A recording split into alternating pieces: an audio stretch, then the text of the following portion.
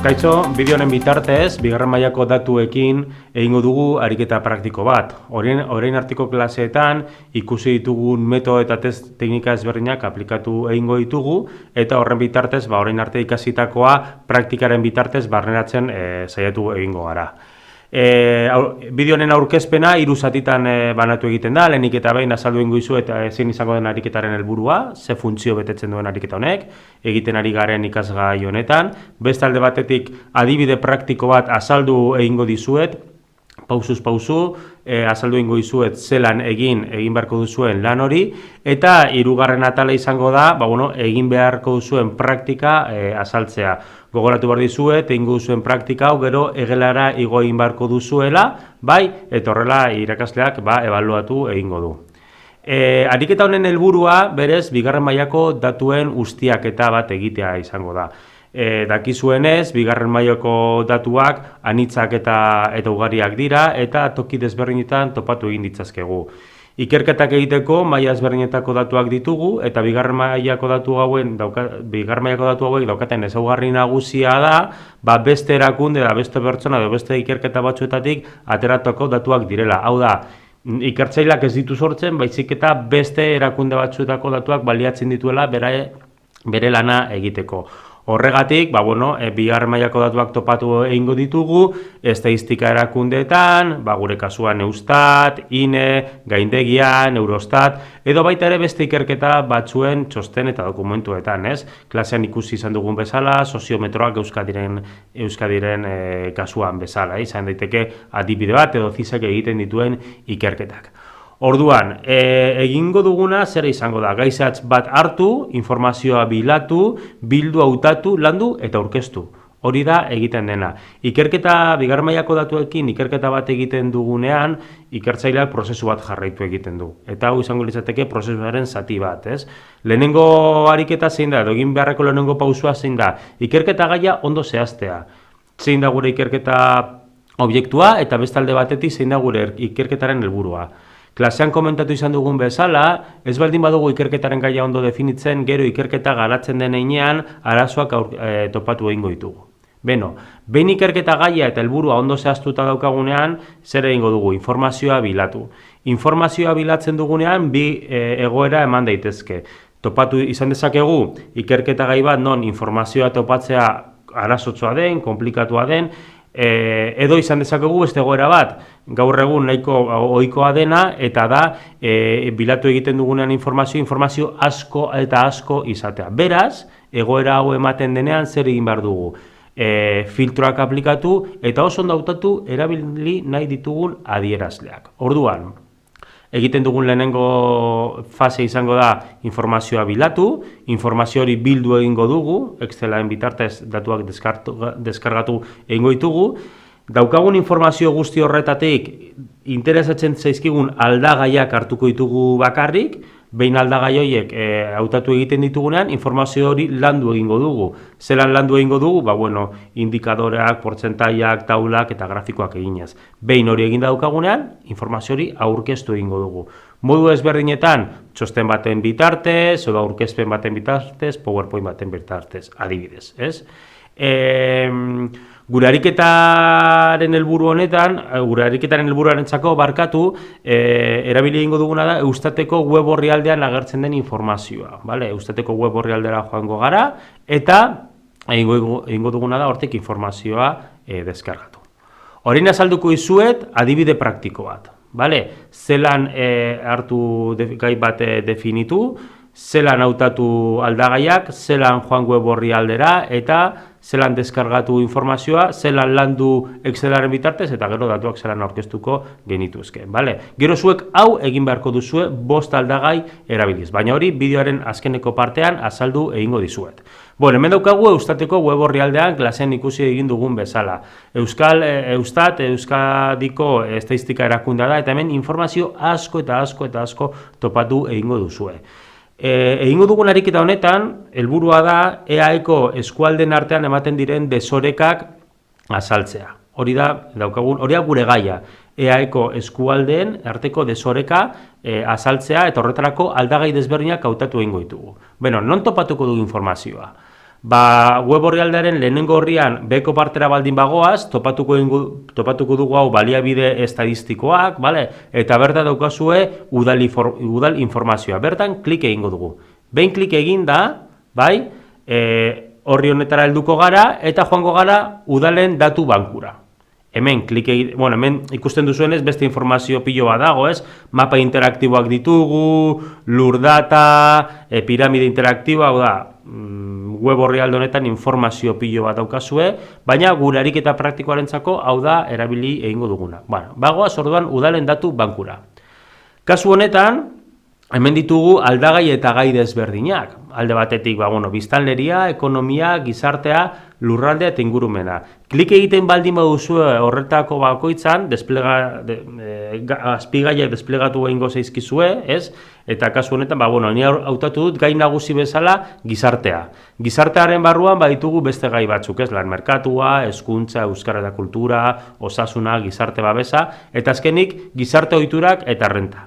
Klik egiten baldin badugu, bertan agertzen zaigu, errenta pertsonala eta familiarra. Eta ni hautatuko dudan aldagai estadistikoa, errenta familiarra izango da. Zergaitik hautatzen dut errenta familiarra. Komentatu egin dizuedan bezala, gure ikerketaren helburu nagusia kasu honetan izango da EAeko eskualde desberdinen arteko desoreka sozialak aztertzea. Desoreka sozialak aztertzeko aldagai oso garrantzitsu bat da familiek daukaten errenta, hau da, zenbat diru daukaten, eta horrek lagundu egiten gaituena, laguntzen diguna izango da, desberdintasun ekonomiko horrek azaltzera. Ze eskualdetan jendeak irabazten duen gehiago eta ze eskualdetan jendeak irabazten duen gutxiago. Adibidez, aldagai hau erlazionatu egiten baldin badugu lan merkatuko beste aldagai batzuekin, adibidez eskualdetako langabezia tasa, ze motatako lana dagoen, eta arrazoiak topatuko ditugu zergaitik eskualde batzuetan errenta handiagoa den, eta beste eskualde batzuetan errenta txikiagoa den. Hori izango litzateke gure gaia, gure helburua, eta bigarren mailako datu hauek erabiliz lortu dezakeguna. Behin azalpen hau egin da, erabili egingo duguna da errenta familiarra. Ikusten duzuenez ditugu bi aldagai mota, errenta pertsonala eta familiarra. Kasu honetan familiarra hartuko du, hau da, familia batean sartzen den errenta guztia. Klik egiten baldin badugu hor, beste web orrialde hori, beste pantai hori ireki egingo zaigu. Eta hau, klasean errez ikusi egin dugun eta landu dugun gai bat da, ikusten duzue, lurralde eremu desberdinak, errenta mota desberdinak, sexua eta aldia, urte desberdinak. Gure praktika honetarako, edo nire kasuan nik egingo dudan adibide honetarako, honek esan nahi du, agian zuen praktikan beste aldagai batzuk erabiliko dituzuela. Hori zuek ikusiko zue zelan garatu. Segun zein den zuen lanari ematen diozuen perspektiba. Nire kasuan, hartuko duan lurralde eremu izango da Euskal Autonomia Erkidegoa, 3 lurralde historikoak eta eskualde guztiak. Gero, bakarri fijatu egingo naiz lanaren errentan, ez errenta osoa. Errenta badakizue, familia batek izan dezaken errenta, izan ditzazken diru sarrerak, etorri daitezke lanetik, egiten dugun lanetik, baina baita ere izan ditzazkegun, edo familia batek izan ditzazken beste diru sarrera desberdin batzuk, horra gertu egiten direna. Kasu honetan ez naiz zentratuko, ez dut sexuan oinarritutako desberdintasunik egingo, baina hemen ikusten duzuenez egin dezakegu genero desberdintasun analizi bat gizon eta emakumeen artean, eta hautatu egingo ditut urte guztiak. Hemen izango dudan urteak izango dira 2001-tik 2016-ra urte informazio guztia. Klik egiten dut, klasean ikusi dugu zelan egin, zelan erabili, klik egiten dut, informazio hautatzen dut, Excel batean deskargatu egiten dut, eta behin Excela irekita, jada, nire aldagaiak hautatu egin ditut, nire ikerketa gaiaren arabera, Excela deskargatu egiten dut, eta daukat informazioa, eta informazio hori lantzen hasiko naiz. Hau da, hurrengo fasera igaro egingo naiz. Eta hemen daukazue, atera duan, egin duan analizi bat. Deskargatu egin ditut datuak, Excel hauek dira Eustatek ematen dizkidan datuak, pizkat garbitu egin dut, bai, hor, zutabe ezberdinetan beharrezkoa ez den informazioa agertu da, zutabe horiek kendu ditu, lerro batzuk kendu ditut, eta bakarrik gelditu naiz nire interesatzen zaidan informazioarekin. Beste alde batetik, egin duan izan da, letra batzuk negritaz jarri egin ditut, adibidez, eskualdeen izenak negritaz jarri egin ditut, urtenak ere bai, eta baita ere Euskal Autonomia Erkidegoko bataz besteko familiaren errenta baita ere negritaz jarri egin dut, eta esango dizuet zergaitik. Vale?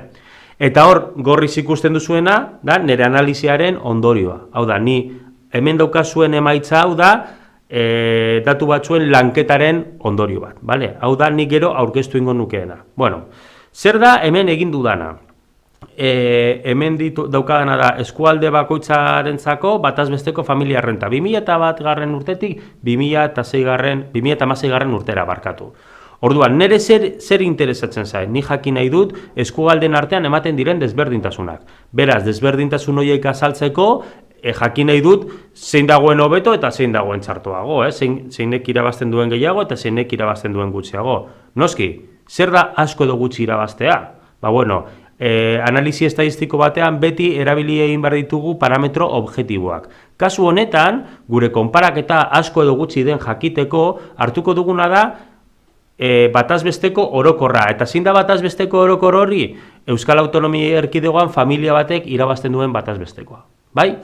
Orduan, hartu egiten duana da, bataz bestekoa, kasu adibidez 2016 urtean daukana da, familia batek bataz beste EAEn irabazi egin zuela 25.367 euro lanarengatik, lanaren errentaz, bale? Eta orduan, daukat eskualde desberdinak eta lurralde historiko desberdinak non kasu batzuetan bataz besteko hori altuagoa den, eta beste kasu batzuetan txikiagoa den. Bai, altuagoak direna gorriz jarri ditut. Zelan egin dut? Ba, bueno, modu ezberdina daude egiteko, bata izan daiteke, hartu eta banaka begiratzen joan, baina horrek denbora asko eramango ligutke. Horretarako Excelean, baitugu herramienta desberdinak hori automatikoki egiten duten, eta gainera klasean adibideak egin ditugu. Joaten gara, formato kondizionalera, bale? Eta hor hartzen dugu zutabe bakoitza eta esaten dugu gorriz jartzeko datu bat baino altuagoak direna. Kasu honetan Euskal Autonomia Erkidego bataz bestekoa. Eta hori egiten du zutabe bakoitzarekin. Beraz, behin hori eginda, zer dakat? Gorriz daukat altuago, lanaren errenta altuagoa daukaten eskualdeak eta txuriz txikiagoa direna. Eta gainera badaukat garapen bat. Orduan hemendik, behin informazio hau izan da, kolore hauek izan da, analizi bat egiten hasi naiteke, mota ezberdinetako analizia izan daiteke. Kasu batzuetan, adibidez, ikusi dezakegu, ze eskualde 2001-tik 2016 beti dauden gorriz. Eta ikusten dugu, adibidez, Debagoiena, beste alde batetik Durangaldea, beste alde batetik Gorbeia inguruak, beste alde batetik Plentzia Mugia, eta azkenik Urola kostaldea.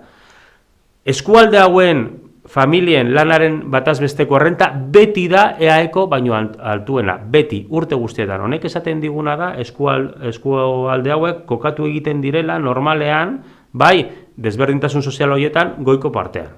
Beste alde batetik ikusten dugu beti txuriz daudena, hau da, beti bataz besteko horretatik azpetik daudena. Daukagu adibidez, Bidasoa Behera, Bilbo Handia, Debabarrena, Enkartazioak, Errioxa Arabarra, Gernika Bermeo, edo Markina eta Ondarroa. Bai? Eta baita ere, Arabako mendialdea. Honek esaten digu, beti, kasu hauetan, familiak dituzten diru-sarrera txikiagoak direla. Bai? Beraz, desberdintasun sozial horietan beti kokatu egingo liratezke. Eta beste kasu batzuetan goitiko egon dira, eta beste kasu batzuetan txikiagoa izan da beraien lanaren errenta. Adibidez, Arratian Erbioi beti kokatzen za 2001-tik 2009-ra, baina kuriosoa da, baina krisi hasi ostean, bere errenta maila beti kokatu izan da goitik. Baita ere, begiratzen baldin baitugu lurralde historikoak, ikusiko dugu zeran Araba 2011 urtera arte bere bataz besteko lanaren errenta goitik kokatzen zan, baina krisiaren eraginez beti kokatu egiten da, eta Gipuzkoan alderantziz. Bale? Hau da, hemen ikusten duzuena da badauka taula bat, eta segun ze analizi egiten duan, ondorio eta datu pilo bat atera egin ditzazket. Eta hori da, informazioaren lanketak ematen didana. Hartu itzazketatuak, taula modu ezberdinetan irakurri, eta hortik ondorioak atera. Beste alde batetik, hartu dezaket datu hau, eta egin dezakedana da indikadore bat garatu. Kasu honetan, daukan indikadorea da, hartzen EAEko bataz bestekoa, zein da dagoen diferentzia, portzentai diferentzia. Bai, eskualde bakoitzan irabazten, familia batek irabazten duena, konparatuta EAErekin. Gehiago edo gutxiago irabazi egingo du. Portzentaiak zertarako erabili egiten ditugu, portzentaiak balio digute konparaketak errez ulertzeko, bale? 2.000 euro asko da, 2.000 euro gutxi da, ba ez dakigu, baina 102 asko da, ez, 130 asko da, bai, oso erraza da. Orduan, kalkulatu egiten ditugu, kalkulatu egin ditut portzentai desberdinak, eta joaten baldin bagara formato kondizional de zeldara, eta eskatzen baldin badiogu zeldak, modu ezberdinean, kolore ezberdinetan jartzea, portzentai altua edo txikia baldin bada, horren arabera, kolore ezberdinak agertzen dira. Koloreak kasu honetan, gero eta urdinagoa, gero eta berde urdinagoa, portzentaia esan nahi du, bataz besteko altuagoa dela, eta gero eta gorriagoa, kontrakoa. Orduan taula hau begiratuz, ondorioak baita ere atera ditzazket. Zer egingo nuke honen ostean? Bueno, taula behin datu horiek apuntatu eta ondorio horiek apuntatzen ditut, hartuko nuke taula hau eta nire txostenera eramango nuke. Bertan, grafiko edo taularen zenbakia, izenburua jarriko nuke, iturri eta bar, hori dena klasean ikusi dugu, eta azalpen bat egingo nuke. Bale? Hau da, aldagai baten analiziaren adibide bat, pausuz pausu. Zer da zuek egin beharko duzuena? Bueno, hau da zuek egin beharko duzuen ariketa, hau da, ni orain aplikatu dudan edo jarraitu izan ditudan fase desberdin hauek, naiz eta zuek baita ere moldatu egin ditzazkezue. Ez duzu zeraiti bakarri taula bat egin behar, egin dezakezue taula bat, egin dezakezue grafiko bat, egin dezakezue nahi duzuena. Vale? Hau, ni egindakoa, hemen ikusi egin duzuena, adibide bat besterik ez da. Bueno, zer da zuek egin beharko duzuena? Gaia ni ematen dizuet. Bai, ados, nik ematen dizuet gaia, eta da, EAEko eskualde desberdin arteko deserroeka sozioekonomiko eta sozialak aztertu egin bar dituzue. Beraz badaukagu lurralde eremua, bale? Zertan oinarrituko zarete? Eustateko datuetan. Joan beharko zarete udal informaziora, eta hor ikusi duzuen bezala, hor adierazle desberdinak daude, bai? 5 adierazle hautatu egin beharko dituzue. Beraz, adierazle horiek hautatu egiten dituzuenean, pentsatu egin behar duzue zer dan benetan azaldu egin nahi duzuena. Zergaitik, desoreka sozioekonomiko eta sozialak modu anitzean aztertu egin daitezke, aldagai desberdinak erabiliz. Kasu honetan, ariketa bat egiten ari garenez, bai, esaten dizuet, bueno, 5 aukeratu itzazue. 5 horiek aukeratu egin behar dituzue, kontutan hartuta, zer da benetan aztertu egin nahi duzuena. Bale? Behin adierazle horiek landu ostean, hau da, ni jarraituan prozesu hori egin ostean, emaitzak PowerPoint batean aurkeztu egin beharko dizkidazue. Emaitza horiek taula eta grafikoetan, egon beharko dute jarrita, taulak beti gogoratu, beraien elementu formal guztiak izan behar dituzte, bai, bere zenbakia, bere izenburua, iturria, eta bar, aldagaiak ondo jarrita, eta bar, bai, taula eta grafiko hauek, PowerPoint batean jarri egin beharko dituzue, eta azalpen txiki bat egin beharko duzue. Hau da, zelan azaltzen dituzuen eskualdean arteko desoreka sozial eta sozioekonomiko horiek, zuen adierazleak kontutan hartuta. Ba, beno, hau da, egingo dugun praktika, hau da, bideonen bitartez azaldu dizuedan praktika, beraz, bukatu egiten duzuenean, egelara igo eta ebaluatu ingo da. Beraz, hurrengora arte.